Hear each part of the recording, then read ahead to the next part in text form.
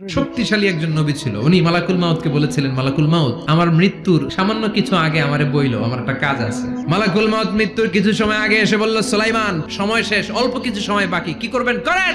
সাইয়েদনা সুলাইমান জিনদেরকে ডাকলো, ও জিনেরা, বিশাল একটা প্রজেক্ট আছে, প্রজেক্টে কাজ শুরু করো। আর কিছু জিনকে বলল, চারদিকে গ্লাস ফিটিং করা একটা রুম বানাও। সাইয়েদনা সুলাইমান আলাইহিস সালাম গ্লাস ফিটিং করা রুমের ভেতরে ঢুকলেন। এই রুমে ঢোকার দরজা নাই, হাতে একটা লাঠি নিলেন, লাঠির মধ্যে ভর করে দাঁড়িয়ে রইলেন আর জিনদের দিকে তাকিয়ে রইলেন। জিনেরা এত বদমাশ ছিল, সাইয়েদনা সুলাইমান দাঁড়িয়ে না থাকলে কাজ করতো না, দাঁড়ায় না থাকলে আজও লোকজন কাজ করতে চায় না, ঠিক কিনা?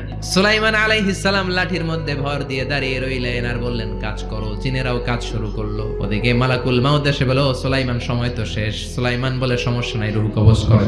মালাকুল মাউত ওইভাবে লাঠিতে ভর দেওয়া অবস্থায়, দাঁড়ানো অবস্থায় সাইয়েদনা সুলাইমান আলাইহিস সালামের রূহ কবজ করে নিলেন। উনি এমন ভাবে দাঁড়িয়েছেন, রূহ চলে গেল, লাশ হয়ে দাঁড়িয়ে রইলেন, লাঠির মধ্যে দাঁড়িয়ে আছেন, জমিনের মধ্যে লুটিয়ে পড়ে নাই। সুবহানাল্লাহ।